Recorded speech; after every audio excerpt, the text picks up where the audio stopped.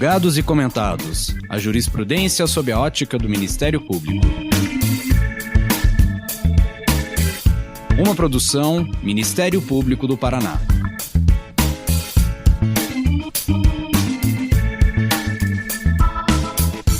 Olá, estamos começando mais um episódio do Julgados e Comentados. Eu sou Sâmia Bonavides e neste episódio abordaremos o reconhecimento das guardas municipais como órgão de segurança pública com a participação do Alexei Choi Caruncho, promotor de justiça do Ministério Público do Paraná, integrante do nosso Centro de Apoio Criminal, integrante do GAESP, é um promotor com uma longa história e depois ele próprio vai falar um pouquinho dele, né? Mas uma longa história no Ministério Público do Paraná e com uma história acadêmica também. Este tema que envolve guardas municipais e sua atuação como força de segurança tem sido objeto de reflexões no cenário jurídico nacional. Enquanto alguns defendem que devem promover a segurança pública em nível local, há os que questionam a extensão de seus poderes e competências, inclusive com preocupações sobre possíveis abusos e violações de direito. A questão em nível jurisprudencial relacionada ao tema ganhou destaque nos tribunais superiores brasileiros. Tanto o Supremo Tribunal Federal quanto o Superior Tribunal de Justiça, em diferentes momentos, têm analisado a constitucionalidade e legalidade das atribuições das guardas municipais na busca de parâmetros para a sua atuação. Temas relacionados, por exemplo, ao uso de armas de fogo, poder de polícia, ações ostensivas, responsabilidade civil e penal de agentes das guardas municipais, é que passam pelo exame das decisões que buscam conciliar a necessidade de segurança com o respeito aos direitos fundamentais. Portanto, a jurisprudência desses tribunais mencionados reflete a complexidade que tem esse tema, destacando a importância de uma legislação clara e abrangente que regulamente a atuação das guardas municipais, conferindo-lhes poderes proporcionais às suas responsabilidades. Eis a importância da conversa que teremos aqui hoje. Alexei, seja muito bem-vindo. Obrigado, Sâmia. É um prazer enorme poder participar desse programa. É um programa que já é sucesso nacional, né, no âmbito jurídico e que vem contando aí com excelentes colegas que me antecederam, então realmente uma honra poder participar. Vai ser um prazer poder contribuir de alguma forma. E assim, ainda mais para o meu caso, vindo do estado de São Paulo, sou um dos estranhos no Ministério Público do Paraná, mas hoje me sinto em casa, já são mais de 20 anos na instituição.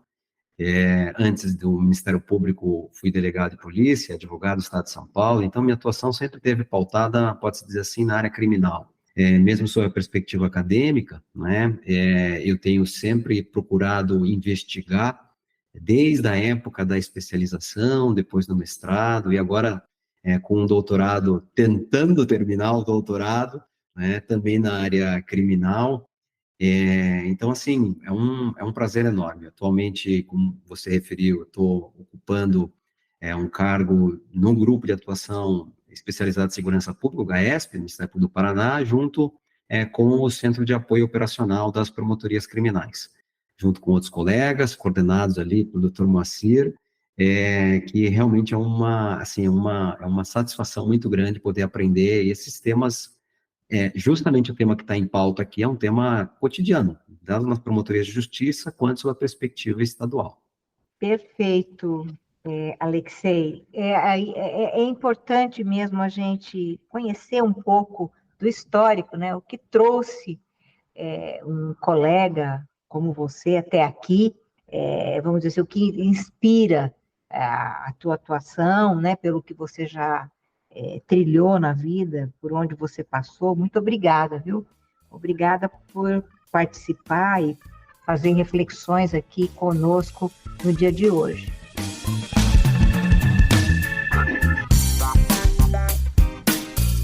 Para a gente começar essa conversa, eu pergunto a você como as guardas municipais hoje se inserem na política de segurança pública.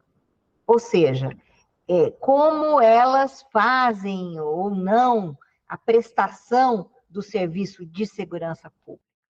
Pois então, Samia, tem uma questão interessante aí por trás, que às vezes o debate tradicional ele acaba fugindo um pouco dessa discussão, e eu sempre gosto de resgatar.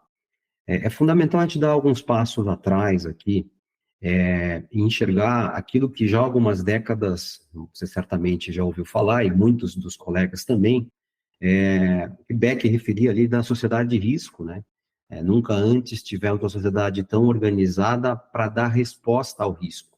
Veja só, o problema do risco, no âmbito da política de segurança pública, é que é uma expressão de pouquíssima precisão, de difícil delimitação. Risco e insegurança andam juntos aqui. Como não se consegue precisar o que é um espaço, entre aspas, arriscado, pensa numa rua, num bairro, numa cidade, é comum que inúmeros espaços sejam tratados como espaços de insegurança.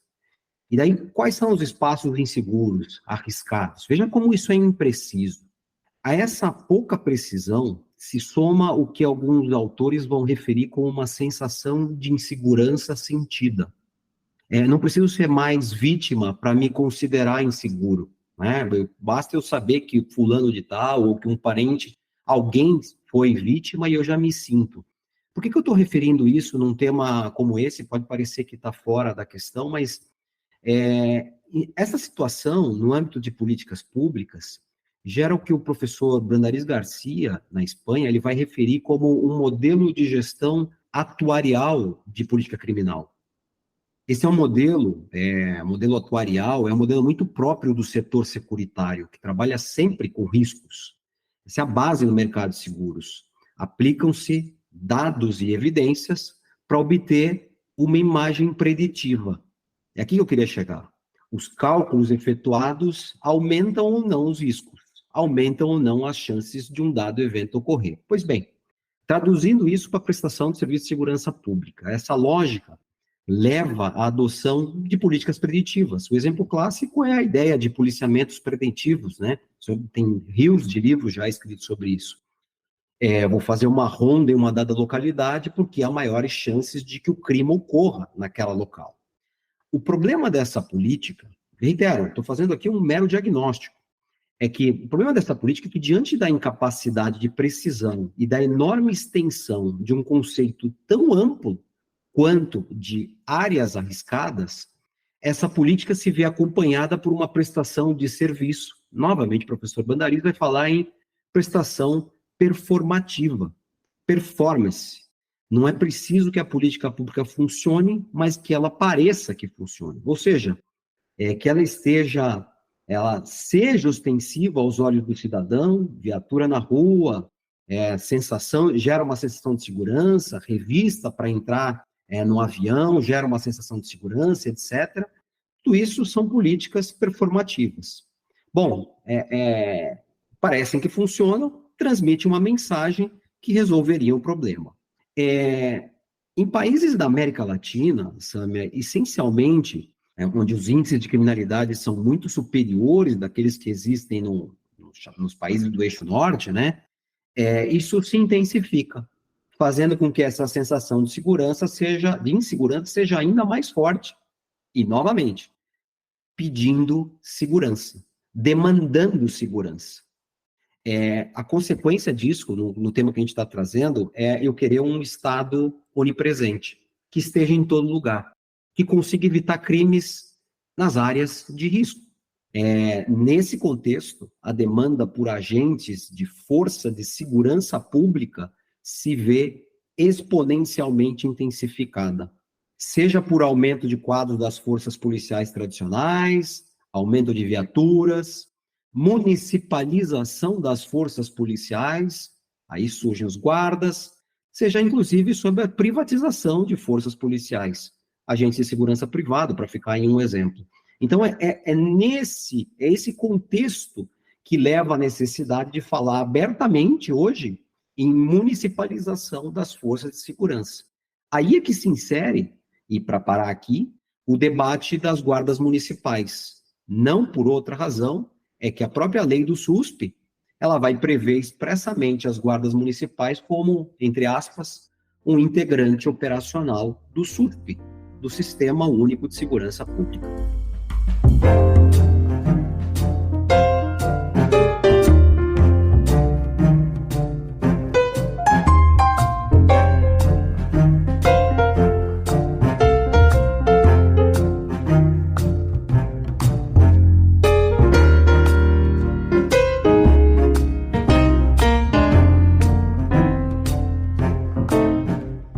Acho que essa abordagem que você fez e esse cotejo com a questão da sociedade de risco é muito atual, é muito necessário.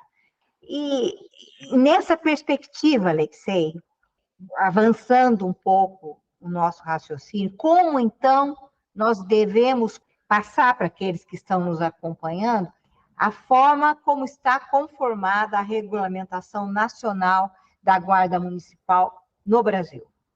Então, dentro desse contexto, o que a gente enxerga primeiro, como olhar a Constituição, né? Me parece que isso é o básico do básico, né? Não precisava nem estar eu aqui para referir isso. A Constituição, ao tratar de segurança pública, lá no caput do 144, trouxe uma redação interessante que merece uma atenção especial aqui. Lá está escrito que segurança pública é dever do Estado, exercido para a preservação da ordem pública, para a preservação da incolumidade das pessoas e para a preservação do patrimônio. Eu estou colocando as repetições aqui para que a gente perceba essas três vertentes e das finalidades para a qual está desenhada a segurança pública da Constituição Federal. Refere, por fim, que a segurança será exercida através dos seguintes órgãos, e aí arrola exclusivamente as polícias. Só lá no parágrafo 8º, esse dispositivo vai referir, entre aspas, que os municípios podem constituir guardas municipais. Mas, ao fazer isso, ele já vincula, destinadas à proteção de bens, serviços e instalações, dos seus bens, os seus serviços e suas instalações, conforme o que está previsto em lei. Surge a partir daí, para não me alongar, a necessidade de nos atermos, pelo menos aqui, a dois marcos legislativos importantes. E eu vou até inverter a ordem, para que fique mais contextualizado e a gente conseguir entender o que está acontecendo no cenário, inclusive no nosso dia a dia, né, dos julgados, etc. Primeiro, eu menciono a lei do SUSP, que eu fiz referência há pouco, a lei 13.675. No artigo 9º, institui o SUSP, né, o Sistema Único, que tem como órgão o Ministério da Segurança Pública, integrado pelos órgãos do que trata o 144, mas coloca lá agentes penitenciários e as guardas municipais, além de outros integrantes. Vou seguir naquela redação porque ela nos interessa, vai nos interessar muito. Olha, ela fala lá ainda, hein, que atuarão nos limites de suas competências, isso é muito importante, e um outro aspecto que nos interessa muito hoje, de forma cooperativa, sistêmica e harmônica. Vamos guardar esse primeiro marco legislativo, porque isso aqui é uma baliza de interpretação para qualquer operador do direito. 2, o segundo marco interpretativo é o Estatuto Geral das Guardas, lá de 2014, a Lei 13.022. 2 artigos eu quero destacar aqui. Um artigo 2º, que refere que incumbe às guardas a função de, abre aspas, proteção municipal preventiva, mas adverte, ressalvada as competências da União, dos Estados e do Distrito Federal. Ou seja, traz como limite de atuação da guarda a proteção municipal preventiva, mas apenas naquilo que não é exercido pelas polícias de Estado. Leia-se, nem pela Polícia Civil, nem pela Polícia Militar. Para terminar aqui a questão do marco legislativo, me refiro ao artigo 4º, que prevê que, entre aspas, é competência geral das guardas a proteção de bens, serviços, e aí insere uma coisa que parece simples, mas é importante aqui. Logradores públicos municipais e instalações do município, ou seja, ele faz um adendo àquilo que estava previsto na Constituição. Claramente, o artigo foi além do que está previsto na Constituição. E aí ganha importância o que foi decidido pelo STF recentemente, que você fazia menção no início da nossa conversa, a DPF 995.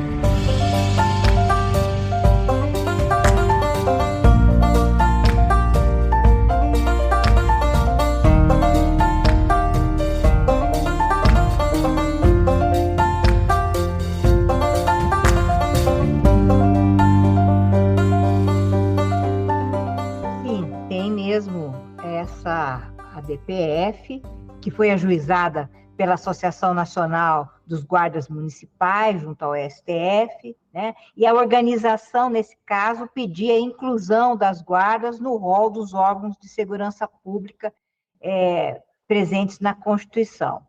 Esses que estão na Constituição, você já mencionou, Polícia Federal, Polícia Rodoviária Federal, Polícia Civis, polícias militares, corpos de bombeiros militares e policiais penais, né? Então, agora, Alexei, qual é a interpretação que tem sido dada pelos nossos tribunais superiores e como isso tem se traduzido no dia a dia da atuação do sistema de justiça criminal? Eu me refiro aqui aos casos de busca pessoal, ingresso em domicílio, prisão em flagrante, acesso a dados e etc. É possível traçar de forma clara quais seriam os limites de atuação das guardas municipais neste contexto? Excelente pergunta, né, Sami? E aqui talvez seja a questão central que tira o sono, né, da nossa atuação na prática, né? Vamos lá, eu acho que é importante a gente separar as coisas e tentar identificar direito quais as balizas que os tribunais superiores já estão indicando, né? Seja em termos de tendência, seja em termos de pacificação.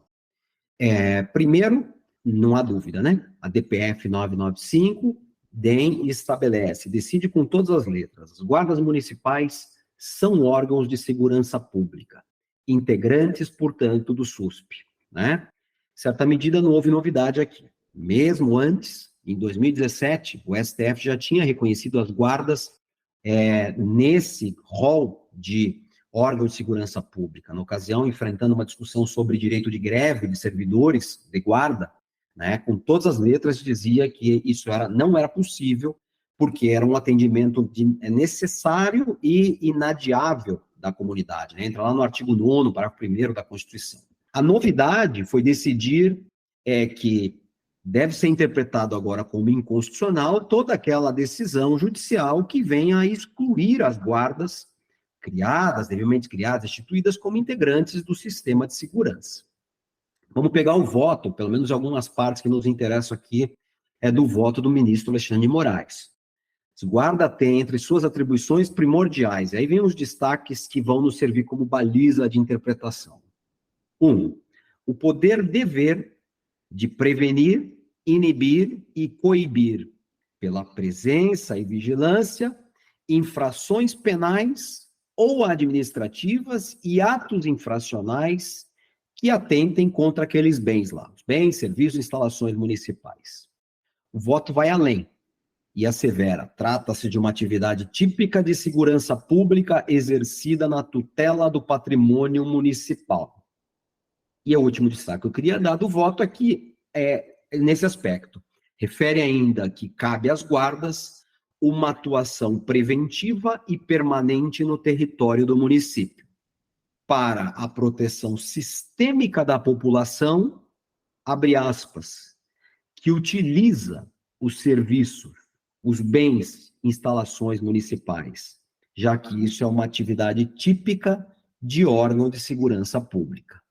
O que ocorre, E por que eu estou dando tanta ênfase nessas expressões do voto do ministro Alexandre de Moraes?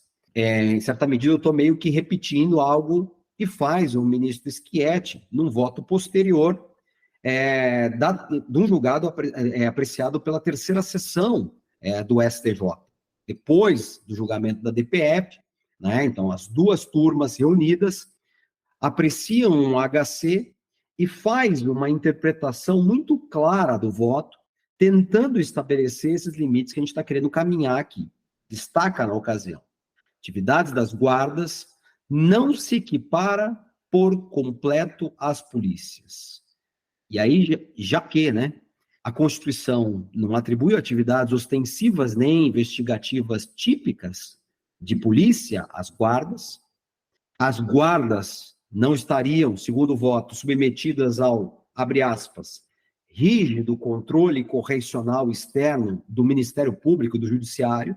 E um terceiro aspecto: entender de forma adversa daria margem a um potencial risco de criar quase que um contexto caótico, em que cada município poderia criar sua própria polícia. Bom, eu vou ter que ser muito resumido aqui, né? Porque o que interessa, talvez, daquele julgado é que o entendimento, ele quase que consegue balizar algumas coisas assim para a gente poder se pautar. Vamos lá. Estou me referindo aqui essencialmente aos itens 13, 15, 17, 18, para quem tiver interesse em se aprofundar naquilo ali. Segundo o entendimento, hoje dá para falar assim, 4 aspectos, Samia. 1, não há dúvida de que guarda integra o SUSP e da sua absoluta aproximação com a área de segurança pública. Nenhuma novidade. Segundo os tribunais superiores ainda, não há dúvida de que a guarda não está equiparada aos órgãos policiais para todos os fins. Né? 3, ao não serem equiparadas aos órgãos policiais, portanto, não há dúvida também de que a elas não foram conferidos poderes idênticos aos poderes das polícias. E, por fim, não há igualmente dúvida de que a elas está vedada a realização de diligências investigativas ou diligências prévias voltadas à apuração de crimes. Isso já tinha ficado desenhado pelo próprio STF em 2022. Em certa medida, a própria reconsideração que ocorreu num voto num julgado, do ministro Fachin, agora em outubro, né, parece indicar que o próprio STF irá no mesmo sentido, de limitar a atuação da guarda, abre aspas, a uma atuação que esteja vinculada aos bens e serviços municipais. Eu diria que, assim, em apertadíssima síntese, é aqui que talvez a gente consiga estabelecer diretrizes para uma interpretação dos nossos problemas do dia a dia.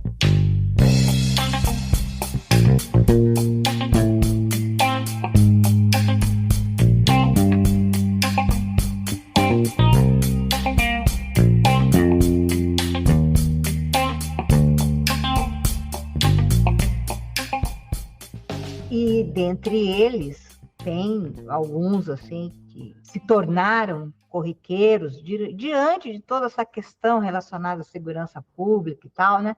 Como, por exemplo, no campo do início da investigação, como são feitas as abordagens, as buscas pessoais. As guardas municipais, Alexei, podem realizar essas atividades? Pois é, Sâmia, é aqui que gera uma confusão danada, porque às vezes e é inadvertido, né? É natural. Natural que nas localidades onde existe uma menor estruturação de forças policiais, qualquer força de atuação policial que realize atividades persecutórias acaba auxiliando, né, o combate à criminalidade. Mas vamos lá. Novamente, vamos nos ater um pouco ao julgamento. Aliás, nesse julgamento do HC, referido há pouco, do ministro Schietti, né, na terceira sessão do STJ, fixa ali uma tese de julgamento. E nós não podemos ignorar isso, tá? Então, no que consistiu isso? Eu acho que eu sempre gosto de ler, você percebe, né? É um pouquinho da minha característica isso. Eu sempre procuro de ir separando os aspectos para a gente interpretar ponto a ponto para que a gente possa entender realmente o que foi fixado e nos dar baliza de interpretação. De um lado, estão as hipóteses de flagrante delito. Aqui não há dúvida, né, da guarda municipal poder atuar. Estando presente uma situação de flagrante delito, acabou. Aqui a discussão está superada, né? Não entra nessa confusão que poderia eventualmente ser uma interpretação, se foi ou não abrangido por uma dada interpretação do STF ou do STJ. Então, flagrante está fora. Tá? De outro, estão o que o julgado vai falar em hipóteses excepcionais em que a busca pessoal pode ser realizada. E aí, refere o julgado, quando existir, fundada suspeita, e aqui é ou, é e, hein? Não é ou, é aditivo, fundada suspeita e pertinência, ou com a necessidade de tutelar a integridade dos bens e instalações municipais, ou para assegurar uma adequada execução dos serviços municipais, ou para proteger os seus respectivos usuários no uso desses bens. Veja, fundada suspeita e pertinência. Note que a questão de fundo aqui, Sâmia, refere-se ao poder de polícia que detém a Guarda Municipal. E aí, eu vou me permitir a ser quase que literal ao que foi decidido pelo STJ. Lá pelas tantas, o voto é longo, né? Então, às vezes, a gente se perde nessa leitura, mas lá pelas tantas ele diz assim: conquanto não sejam órgãos policiais propriamente ditos, as guardas exercem poder de polícia e também algum poder policial residual e excepcional dentro dos limites de suas atribuições. A busca pessoal é exemplo desse poder, razão pela qual só pode ser realizada dentro do escopo da atuação da Guarda Municipal. Exemplificando, temos então que a fundada suspeita da posse de um corpo de delito, né, falaria isso para usar uma expressão do Código de Processo Penal, esse é um requisito necessário, mas não é suficiente para autorizar a realização da busca, porque não é qualquer cidadão que é dada a possibilidade de avaliar a presença dele. A busca só será válida se for realizada por agentes públicos com atribuição para isso. E a interpretação dada pelo STJ é de que essa não é uma atribuição da Guarda Municipal. Então, é nesse cenário que isso se insere, né? Então, os guardas municipais podem ser equiparados a cidadãos comuns? Tão pouco. O voto vai além e deixa muito claro isso. É possível e recomendado, estou quase copiando aqui expressões, tá? É possível e recomendado que exerçam vigilância de creches, escolas, postos de saúde municipais, para garantir que não tenham sua estrutura danificada por vândalos, ou que seus frequentadores não sejam vítimas de furtos, roubos, ou algum tipo de violência, a fim de permitir a continuidade da prestação do serviço municipal. Fecho aspas. Essas são expressões do voto do ministro Schietti na terceira sessão, desse julgado do HC, que hoje vira um paradigma de interpretação, que deve ser considerado, sim. Né? Então, não há problema de patrulhamento preventivo na cidade, não há problema de observar seus determinados limites de atuação.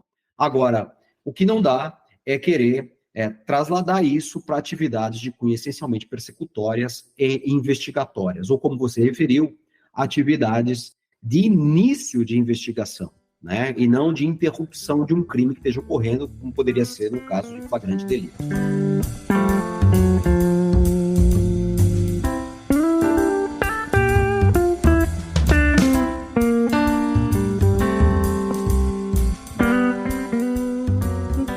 Chegamos agora ao ponto de contextualizar tudo isso com a atuação do Ministério Público. A gente sabe que isso está estritamente relacionado. Por quê? Porque o Ministério Público tem uma atuação no campo criminal, hoje, não só no campo normativo, mas as suas práticas, as suas atribuições, suas funções estão estritamente vinculadas a essa atuação. Como, então, você traduziria isso para nós aqui? Como isso se insere na atuação do Ministério Público, no dia a dia das promotorias criminais, e em especial na atividade de controle externo da atividade policial? Então, essa é a parte, vamos dizer assim, que ganha mais cor para a gente, né? A hora que, tá, tudo bem, muito engraçado, sociedade de risco, tal, etc., mas como isso se insere na nossa realidade? Eu diria que de várias formas. Eu poderia, talvez, colocá-las em 4 grupos aqui. Tá? Uma primeira delas é na nossa tradicional apreciação de casos individuais da atuação da guarda. Estou falando aqui exatamente daqueles casos que se traduzem, eventualmente, em buscas legais ou ilegais. Né? Num caso concreto, dão ensejo à prisão em flagrante ou inquéritos policiais em curso. O caso clássico do tráfico de drogas aqui, né? Aliás, o que foi apreciado recentemente pelo ministro Fachin foi exatamente uma situação como essa, né?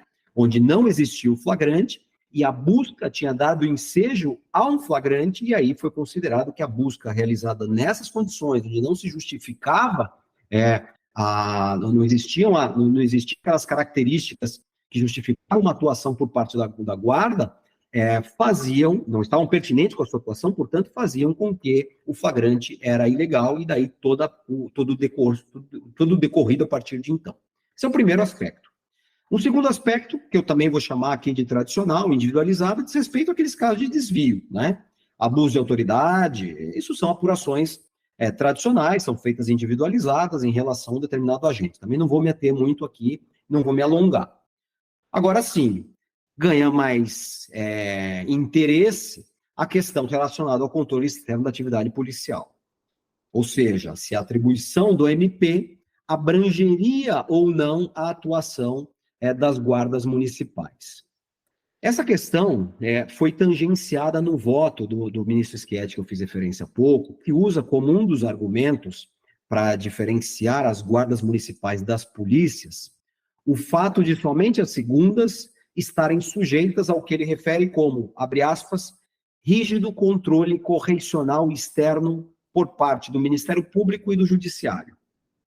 Me permita ir um pouco além aqui e fazer uma interpretação um pouco distinta do que essa expressão ficou lá. Digo isso porque a Constituição, quando estabelece no artigo 129, inciso 7, a nossa atribuição de atividade de controle externo da atividade policial, não existe nenhuma limitação nesse sentido e simplesmente refere à lei. A lei orgânica, nós sabemos todos o que diz, e aí é interessante a nossa regulamentação em âmbito de Conselho Nacional do Ministério Público. Bom, seja no âmbito da Resolução 20, 2019, ou agora na recentíssima, aprovada, pendente de publicação, a nova redação da Resolução de atividade de controle externo da atividade policial do Ministério Público, faz expressa menção a essa ressalva. Sempre fez essa ressalva e continuou fazendo. Estão sujeitos, eu estou lendo aqui, estão sujeitos ao controle externo do MP, na forma do 129.7, os órgãos policiais relacionados no 144, bem como as forças de segurança de qualquer outro órgão ou instituição. E aqui a parte que interessa, que se atribua parcela de poder de polícia relacionada com a segurança pública ou com a persecução penal. Essa parte final, ela me parece, assim, nos dá o caminho aqui, em termos de atuação de controle externo por parte do Ministério Público. E aí eu não tenho como deixar de me apegar a algo que já há algum tempo eu venho refletindo sobre isso. Conversava internamente com os colegas do GAESP, o Ricardo e o Marcelo, exatamente nesse sentido. Cada vez mais eu me convenço que é fundamental a gente distinguir diferentes tipos de controle externo da atividade policial conforme o grau de ostensividade, vamos dizer assim, com que ele é realizado. Veja só, para não me alongar aqui, Sâmia, no âmbito da letalidade policial, o nosso controle externo, ele é de alto grau de ostensividade. A Resolução 129, e a nova vai mais além ainda, ela entra em detalhes do que deve ser feito na atuação investigatória do inquérito policial, dizendo para a autoridade policial, dizendo assim, olha, no teu inquérito tem que ter A, B, C, D, E. Quando a gente pega em relação à polícia civil e polícia militar, eu diria que a gente está num grau médio aqui de ostensividade do controle externo. A resolução, ela prevê o quê? Prevê inspeções das unidades, né? O Ministério Público querer identificar como está sendo feito o fluxo investigatório, como está sendo feito o policiamento ostensivo. Isso é um controle externo da atividade, eu diria, nesse grau intermédio, tá? E aí eu digo que tem um muito menor aqui, né? Mas não por isso menos importante. Em relação à guarda, tal qual ocorre, no meu modo de ver, com a polícia penal, o controle externo é de ostensividade mínima. Isso remete àquela atuação que já desde 2005 vem se falando que o Ministério Público deve ter, né? Que é de tutela coletiva de segurança pública. Não faz sentido aqui eu prever inspeções, formulários de visitas, para essa atividade, sob pena de nós engessarmos de tal forma a atuação que talvez sequer nós daríamos conta de tantas atuações. Pense em Curitiba, são 10 núcleos de atendimento jornalizado, né? 75 bairros. Então, não faz muito sentido a gente querer, ao lado de toda a atuação que já faz em relação à Polícia Civil, também fazer na mesma medida. Em certa medida, isso vem ao encontro do receio que expõe o julgado do STJ, deixando clara a sua preocupação em um controle com os órgãos policiais municipais. O foco do MP, portanto, é com a política pública institucional em curso aqui, pautando-se em boa parte do que consta na própria lei, ou nas próprias leis, aquelas que eu me referia no início. Eu me refiro aqui à lei, o Estatuto Geral da Guarda Municipal, por exemplo, ela faz referência a requisitos que devem existir para capacitação. Isso compete ao Ministério Público apurar, em termos se a política pública está observando. Vedações de atividades militarizadas, em vários momentos o Estatuto faz referência. Isso compete ao Ministério Público identificar se está ocorrendo. Mais ainda, em 2 aspectos para fechar esse tópico aqui. Fala a lei ainda em controle externo realizado por ouvidorias, controle interno realizado por corregedorias. Pergunta são efetivos? São eficazes? Ou estão lá só figurando? Compete ao Ministério Público, através da sua atividade de controle externo, aferir se essa é uma boa política.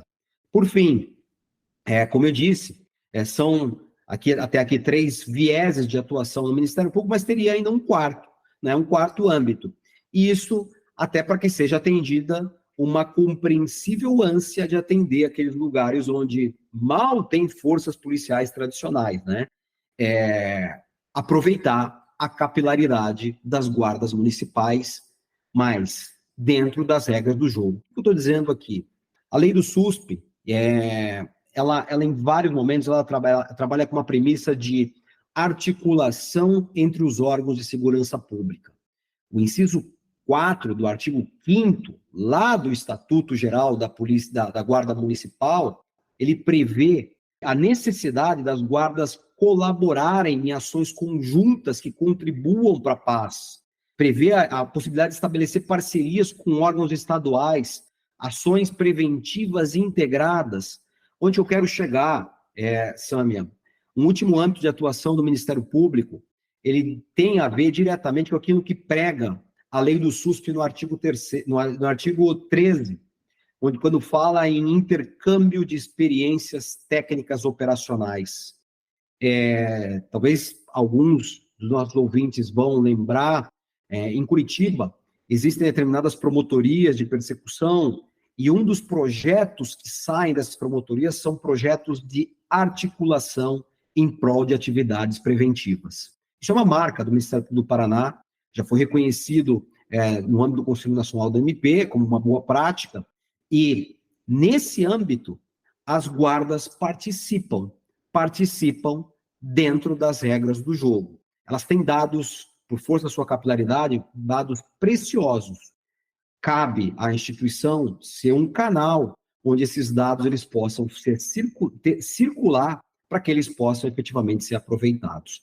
Não sei se ficou claro, mas basicamente é assim que eu enxergo a contribuição da guarda, né, no âmbito da segurança pública. Penso que ficou claro. Para mim, foi bem esclarecedor, assim, bem e você contextualizou bem, né?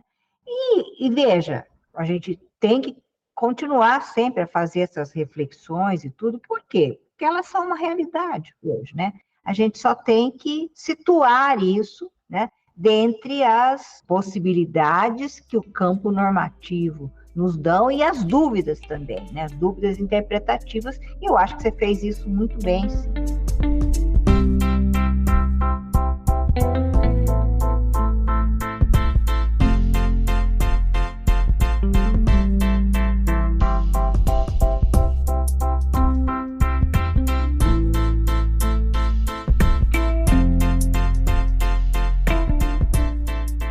Por isso eu quero agradecer, né, a você, Alexei Choi-Caruncho, promotor de justiça do Ministério Público do Paraná, por ter participado do episódio. Eu acho que são questões assim muito, muito importantes e muito interessantes, que acredito que muitos dos nossos ouvintes do podcast vão estar ávidos para acompanhar.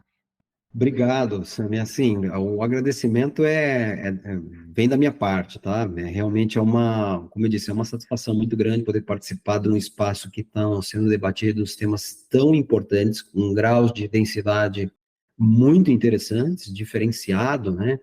E são espaços que geram reflexão. Eu acho que esse é mais um deles, né? A nossa atuação aqui, aliás, a atuação do Ministério Público em vários setores, não é uma atuação que cabe dentro de caixinhas, né?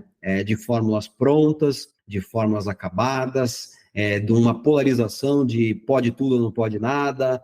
E no âmbito da segurança pública, ainda existe mais esse desafio. É um contexto, reitero, que existe, de fato, uma demanda social por segurança pública, a bendita história da insegurança sentida, né? Mas isso não é, vamos dizer assim, balizador para aquilo que eu sempre gosto de uma frase, né, do professor Munhoz Conde, que não deixa de ser o meu maestro, né? E ele usa uma expressão assim: esse é o ônus do Estado do Direito. O Estado de Direito é exatamente isso, observar as regras do jogo. As regras do jogo são essas, então vamos nos ater a elas. Foi um prazer, muito obrigado e parabéns uma vez mais por essa iniciativa. Obrigada, eu também adorei. E você que está acompanhando a gente até agora, não se esqueça de curtir ou se inscrever em nossas redes sociais, assinar nosso podcast no aplicativo de sua preferência, e você também pode participar, da elaboração dos julgados e comentados. Para sugerir um tema, encaminhar dúvidas ou comentários, envie no e-mail julgados-e-comentados@mppr.mp.br ou pelas nossas redes sociais. Muito obrigada e até a próxima. Uma produção Ministério Público do Paraná.